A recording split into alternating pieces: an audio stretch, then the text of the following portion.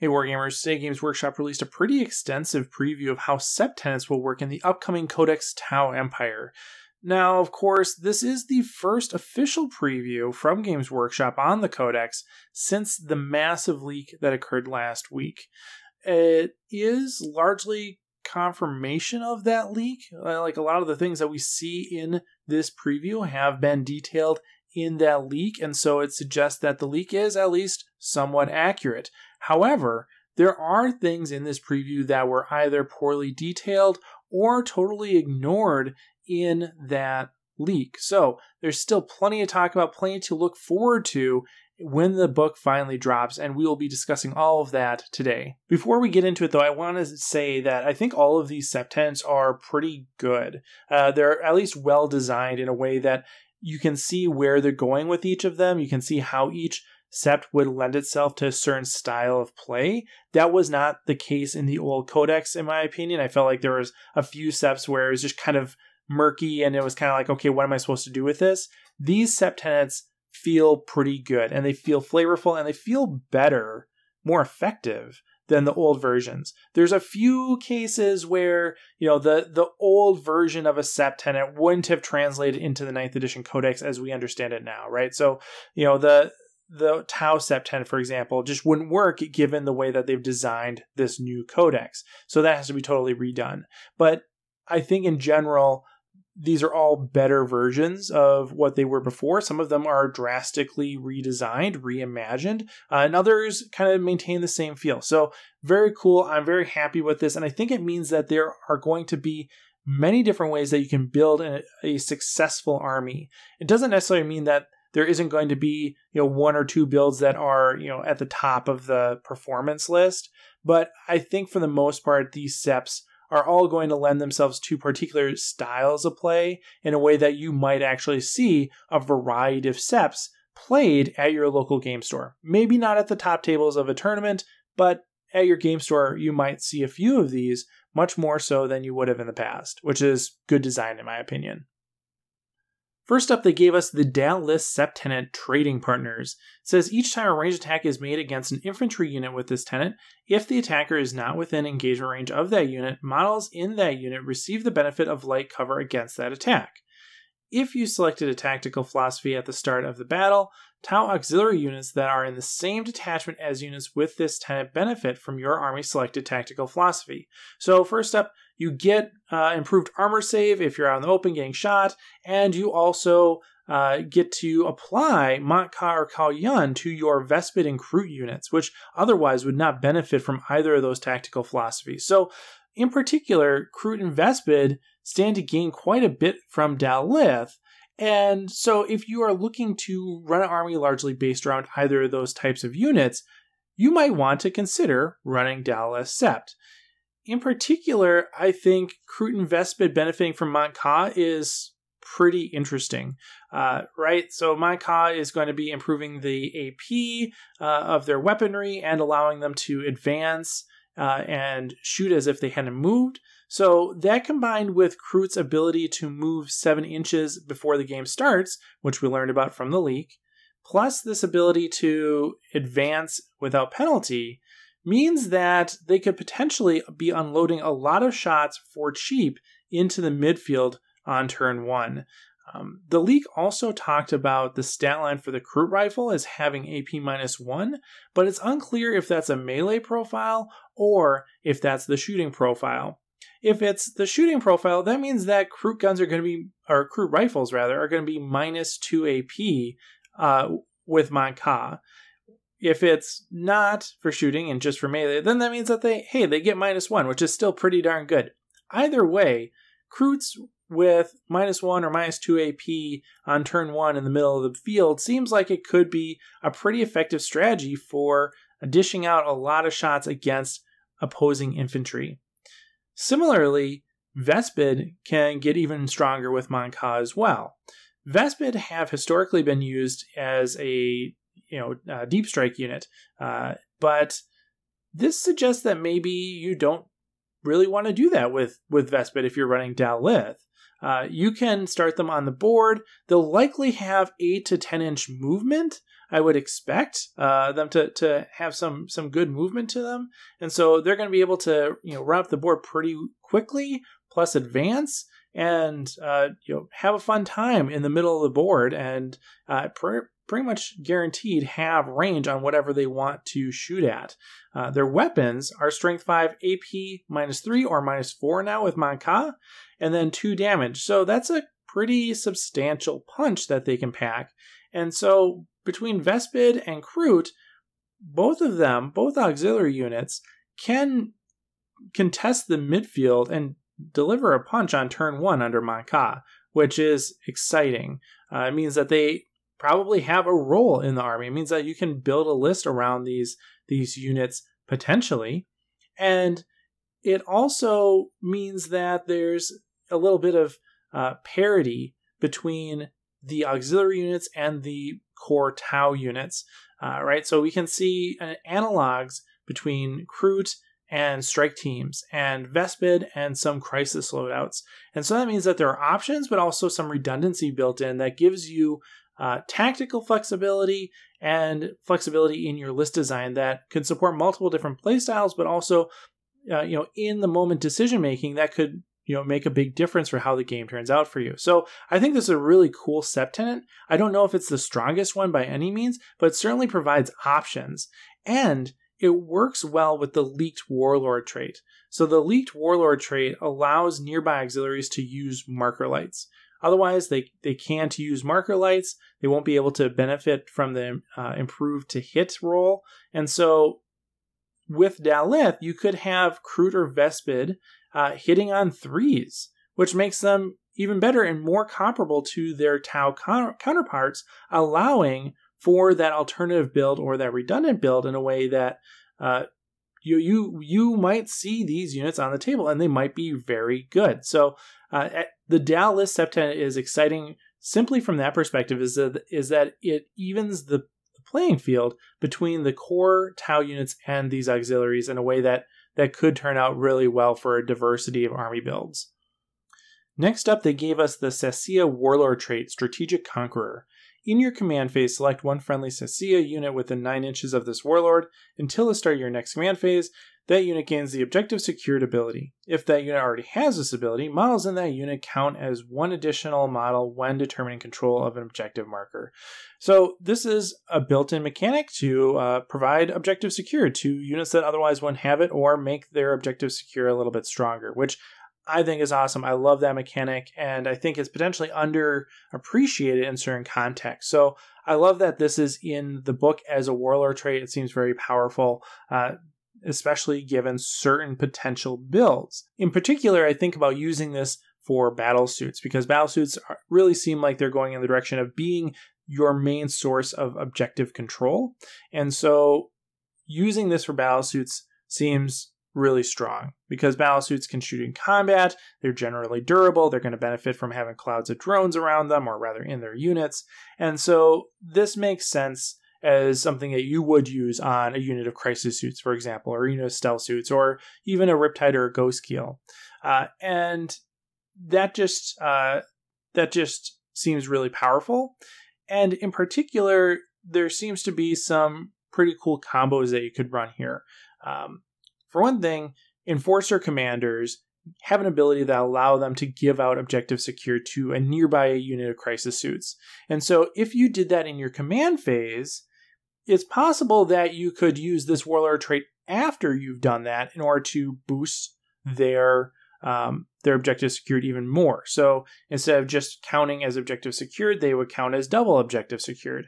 Or you could use this to give Objective Secured to another crisis suit unit or another unit in general, right? And so it might make sense to have an Enforcer Warlord that has both his Enforcer ability and Strategic Conqueror basically sitting between two objective markers and have a unit of battle suits, whatever they may be, camped on top of each one.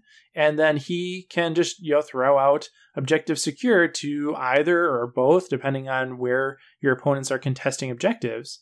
And, either give you both of those objectives or make sure you have the double objective secured you need in order to get the second one or whatever.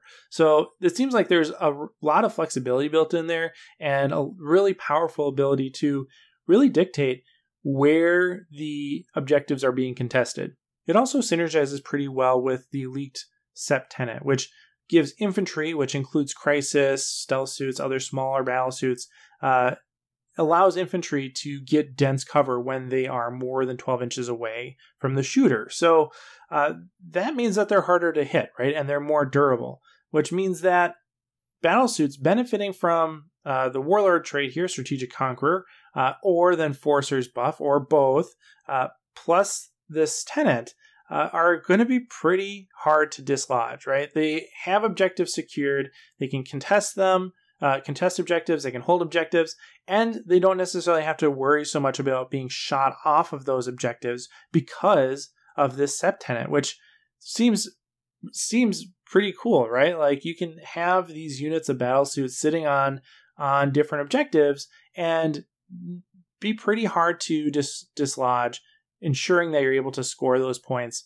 over a long period of time. We also got to look at the Tau Sep signature system vector maneuvering thrusters, which there's a current version of this. It's okay. It's kind of middle of the road. I think this version is better. I think this has a little bit more play to it than the current version. And interestingly, in the flavor text, it says that this system can be adapted for both battle suits and vehicles, which is new. And kind of begs the question of, like, what vehicle would you put this on? I guess you would just put it on a hammerhead, but that's peculiar to me. I don't know if it would necessarily be worth it to do that, but the fact that that's an option is intriguing. It says add 2 inches to the bearer's move characteristic, and then on top of that, once per battle round, when the bearer is selected as a target of a charge, if it is not within engagement range of any enemy units, it can use this relic. If it does, it can make a normal move. Until the end of the phase, the bearer cannot fire Overwatch or set to defend. Your opponent can select new targets for the charge. So they can't not charge. They still have to select a new target, for one thing, right? But they can pick someone else, which is fine. And I think this is kind of cool. It's kind of tricky. You can do some tricks with this. For one thing, having 2 inches extra movement is always useful. If you put this on a battle suit, it allows them to keep up with some other units, allows them to get away from attackers if they need to do that. It allows them to get on objectives faster. It allows you to get into Manka range faster. Too. So it lends itself to both Manka and Cao Yun styles of play. And consistent with that, you can use vector maneuvering thrusters in both a defensive and an offensive way. In a defensive way, you can keep a commander out of combat, for example, right? If your commander has vector maneuvering thrusters, he can just kind of skedaddle out of there and not worry about being charged. However, of course, that leaves all of his other friends, assuming they're nearby, as vulnerable to the charge, which maybe isn't necessarily that bad, right? If there's a commander with a bunch of crisis suits, for example, the crisis suits probably would also be charged anyway. But on top of that, those crisis suits are probably a little bit more durable, right? They probably have some drones with them. There's more wounds there, so they might not necessarily suffer as poorly as a commander caught by itself in a charge. So that's fine. So that's a defensive way that you could use this. You could also use this to just totally mess with your opponent. If you have a commander with vectored maneuvering thrusters sitting out in front or out in the open, and your opponent charges them, you can use this redirect in order to change where they're moving to. So again, they can pick a new target for the charge, but they can't cancel the charge. So they have to charge somebody. And if you have a Cold Star, for example, which we now know from the leak has a 14-inch range, but with this would have a 16-inch range movement, you could use that Cold Star to hop over that unit and have them run backwards. You could have them run out into the firing lane if you wanted to. You could have them end up in a bunch of different places depending on your goals at the time. You could set up a trap, or you could use it to buy time for the rest of your army, right? If you want that charging unit to stay away from the objective, maybe use this to lure them away from it. So lots of different options there that, aren't things you can necessarily predict, but it gives you some tricky cards up your sleeve, which I think is fun and at least entertaining, if nothing else. But in general, I get the sense that the Tau Sept is pretty vanilla, right? Like the Tau Sept is meant to make your Tau force more Tau-y, more of the same, as opposed to really shifting the composition towards any particular unit type or any particular strategy. It's just kind of a general enhancement of their abilities as opposed to tweaking the style of play very much, which we see in the other Seps. Part of that is because Tau has a bunch of special characters in it, right? It has Longstrike, it has Shadow Sun, it has Darkstrider.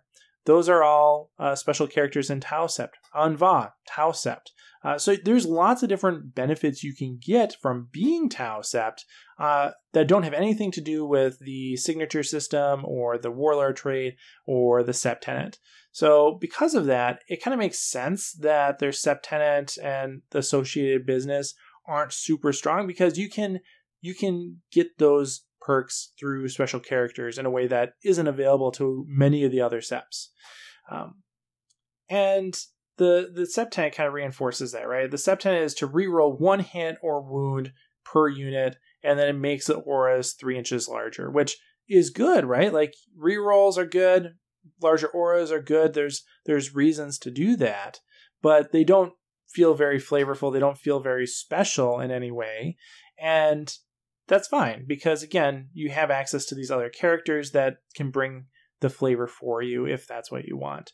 But I don't know. I guess unless there's a particular build with some of these special characters, I think Tau's kind of hurting as a Sep choice here. I think it's kind of towards the bottom in terms of potential applications, barring these special characters really doing something super powerful that outweighs some of the other benefits that we see in other Seps. The last of the core Seps that they previewed was Borkan, and they gave us experimental weaponry, which is currently their special stratagem and looks like it will continue to be their special stratagem, but it's changed quite a bit. It's much better, I think, than the current version, mostly because the current version helps you improve the random weapon output, whereas there's not that many random output weapons anymore in the Codex. So experimental weaponry wouldn't really be that valuable given the way that weapons are changing. So instead, they've pivoted and gone this direction, which is it's a kicker, right? So it says, use this stratagem in your shooting phase. When a Borkan unit from your army is selected to shoot, select 1 model in that unit and 1 weapon that model is equipped with. Until the end of the phase, each time that model makes an attack with that weapon, invulnerable saves cannot be taken against that attack. So if you know people, which you probably do, that lost their mind over the Hammerhead preview, guess what?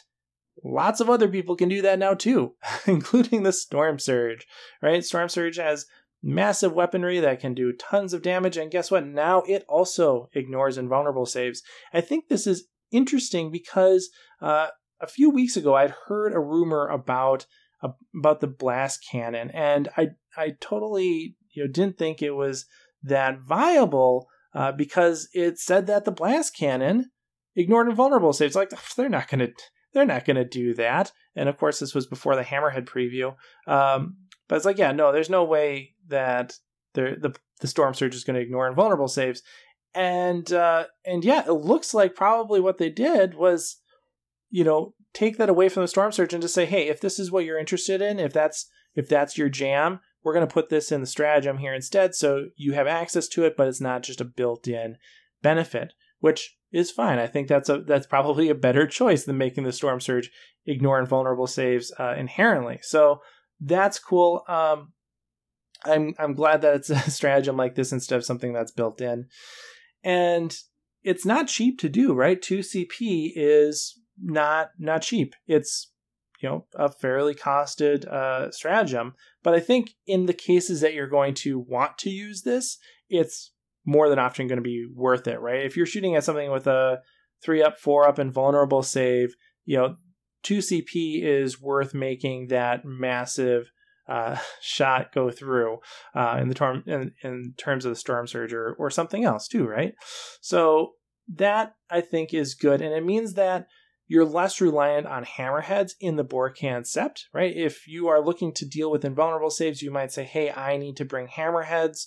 If I'm running, Tau or Sasia or Farsight or Dalith, I might bring hammerheads to deal with those knights, or I might bring hammerheads to deal with anything else that has an invulnerable save. But if you're running Borkan, you can still do that, but you have the experimental weaponry stratagem to back you up, right? So you have redundancy. You can have your hammerheads do that, but you can also have your Storm Surge do that, or you can have your Riptide do that. And so you have flexibility there, which again, I sound like a little bit of a broken record. That flexibility is really valuable. It also opens up alternative builds where you could just totally forget hammerheads, right? If you are Borkan and you have this stratagem, you say, hey, I'm just going to run Ion Accelerator instead, or I'm going to bring an Ivara instead, and I'm just going to use experimental weaponry on that. And so I think in particular, this stratagem is going to see more play with things like the Storm Surge, but also Riptides, Ivaras, and Arvarnas. We have no idea what Ivaras and Arvarnas are going to look like, but they should get addressed in like a day zero FAQ type thing. And when that happens, it will be very interesting to see how they have balanced the potential output of those units with experimental weaponry. Because you could end up in a situation where both the Ivar and the Arvarna do tons of shots, and if they're ignoring invulnerable saves on top of having respectable AP values, that could be really impressive.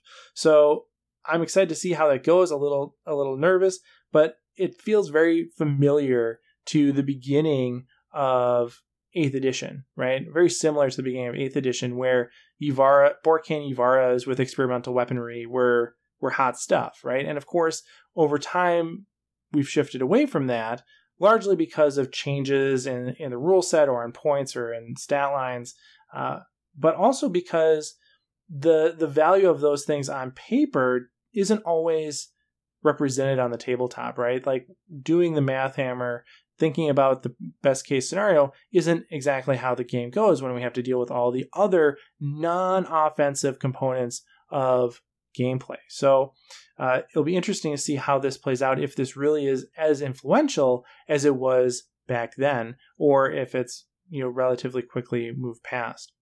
On top of having experimental weaponry, the Sept Tenet for Borkan gives 4 inches extra range for all weapons. So that means that fusion blasters, 24 inches. It means that you're getting your fusion benefit at 12 inches instead of 9. It means that your pulse rifles, which have already got boosted to 36 inches, are now 40-inch range pulse rifles. That means you're double tapping pulse rifles at 20 inches. That's wild.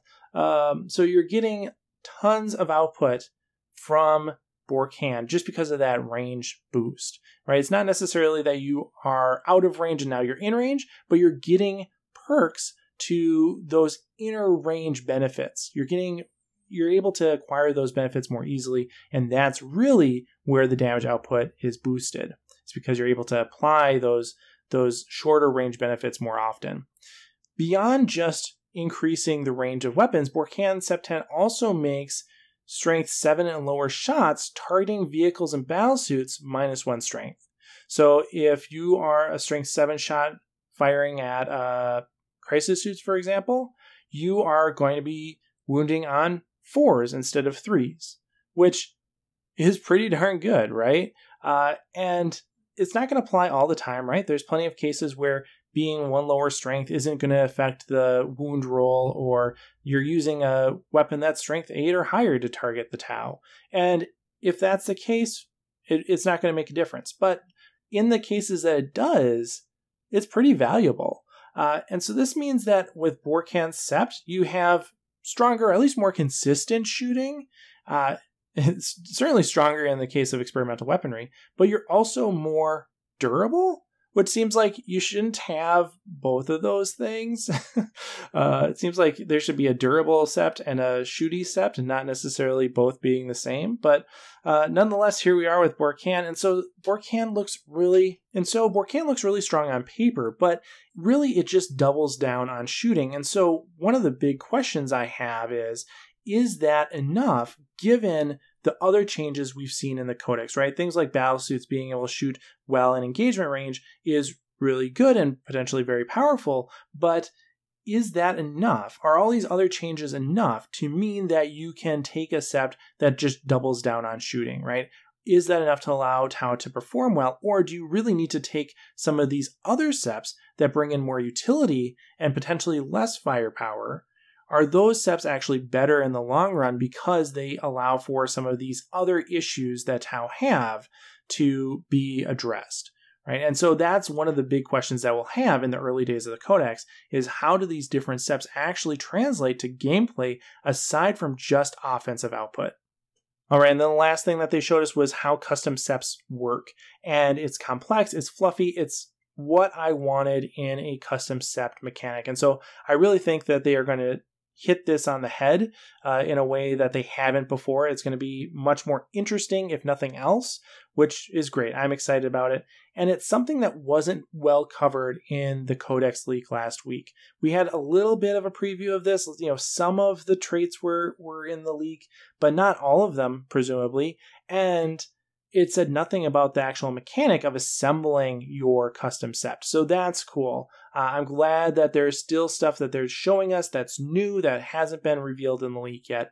And that's exciting. That makes me look forward to more previews in a way that I hadn't earlier in the week. So that's good to see. The way that this works is that there are 5 different sectors of space. Looks like it's in the first sphere expansion of the Empire. And there's 5 different sectors of that sphere. You pick 2 of them. They have to be neighbors. They have to share a border. And once you pick those 2, each of them have 4 different traits that you can select from. You pick 1 from each.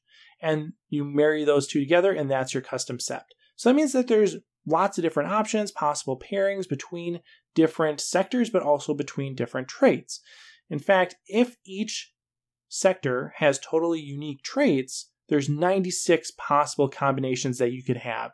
And so that makes me wonder, are there really 20 unique traits, 4 in each one, or some of those traits shared between distant sectors in a way that gives you access to maybe some of the better or more reliable traits in different contexts? So, does Sector C have some traits in common with Sector D, for example? That would be interesting. A little disappointing, but interesting.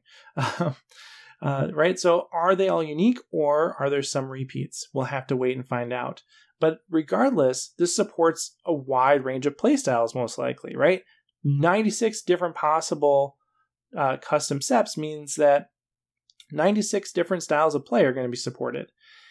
The restriction about having to pick from 2 different sectors is also interesting because, for one thing, it might suggest that the design team just had too many ideas and they didn't want to whittle it down. They're like, hey, let's just throw them all in there and put some restrictions on it.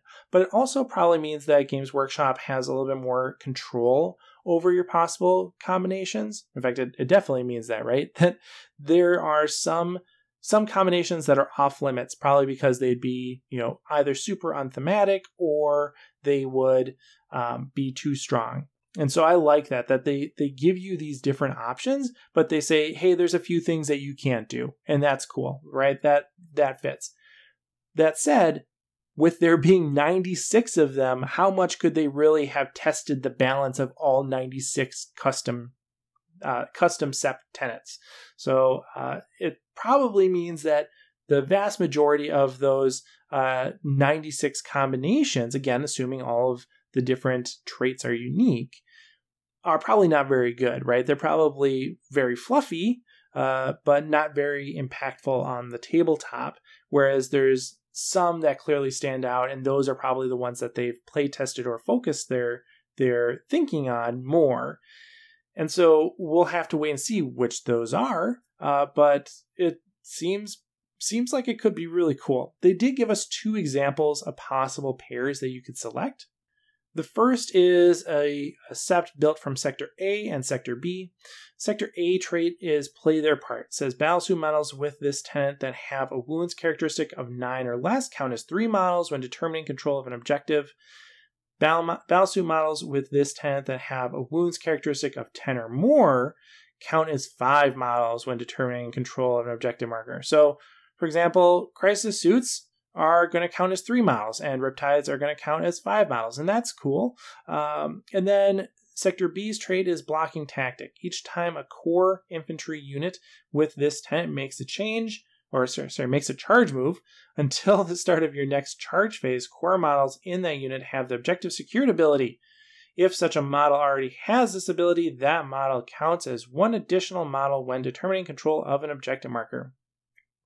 Right, and so Crisis are core and infantry in the new Codex, at least according to the leak. And so a unit of 6 Crisis suits would count as 18 models because of play their part, which is pretty darn cool.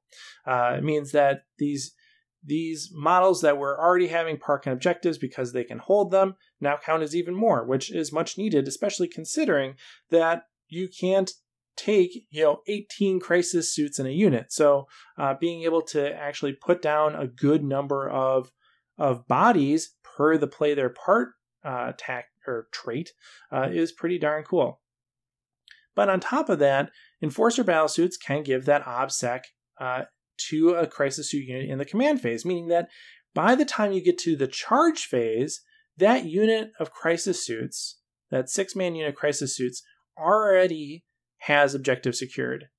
And then blocking tactics actually takes effect in the charge phase. So you could use blocking tactics to add additional 1 model to the objective secured count per crisis suit. So instead of having 6 crisis suits without objective secured, you could have 6 crisis suits that really count as 24 objective secured models, which is like really good, right? Like there's not that many units that are going to have 24 objective secured models on an objective. And so you're able to bully people off of objectives pretty effectively with this combination, right? So if you're largely just concerned about getting on objectives and holding them, this is not a bad option. A lot of the other Seps do many other good things, but this is, eagle eye focused on just grabbing objectives with battle suits. And that seems to me like it might be a viable option as far as, general gameplay is concerned. And so it's good, but is it worth giving up other Seps? I don't know. We'll have to find out. The second one that they previewed seemed a little less clear-cut, right? A little bit more variably valuable. So this is a pairing between Sector D and Sector E using reinforced armor and rapid retreat. Reinforced armor says each time a ranged attack is made with a weapon that has a strength characteristic of 7 or less against a vehicle or battlesuit with this tenet, subtract 1 from the strength characteristic of that attack. So that's just half of the Borcan Sept Tenet, right? Like that is just half of, that's literally the second half of the Borcan Sept Tenet.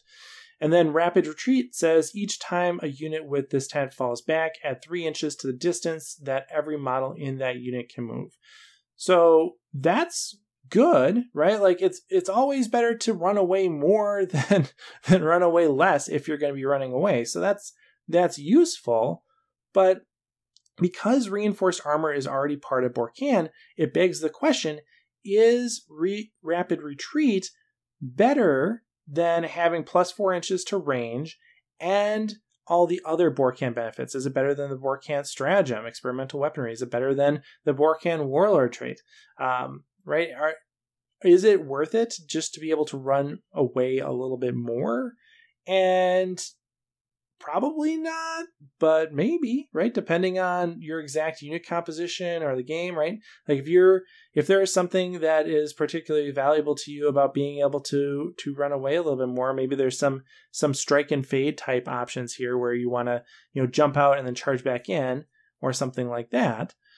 As you can do with crisis commanders, right? Like crisis commanders give the ability to crisis suits to fall back and shoot. And so maybe Rapid Retreat pairs very well with that. But in general, it seems like it's a harder sell. And so well, again, time will tell. There's 96 of these things. So we've looked at 2. We got 94 to go. That's a whole video series right there, potentially. So we'll have to wait and see. But very interesting to see these 2 very different custom Sep previews in terms of the more battlesuit focused one, and then here the more Cao Yan focused one. So yeah, let me know what you think in the comments below. Are there any of these Seps that you think are going to be particularly strong or particularly weak? Let's have a conversation about it. And as always, thanks for watching and happy wargaming. Hey everyone, thanks for watching. A while ago I made my own miniature, and if you too want to be the proud owner of an Invasive Wargaming model, you can check out the link in the description below. Down there you will also find links for the Invasive Wargaming Discord server and the Invasive Wargaming Patreon. Really, this channel wouldn't be possible without the support of my patrons. Special thanks to Marcy, A Little Pink Monster, Benaby Jones, Durza, Ever Keller, Robbie Goodwin, Jose Gomez, Ruger, Drew Pratley, Michael Byrne, Zealous Brimstone, Scott Heater, Stephen Cowan, Jared Egler, Chris Kessler, and Tao Oswell.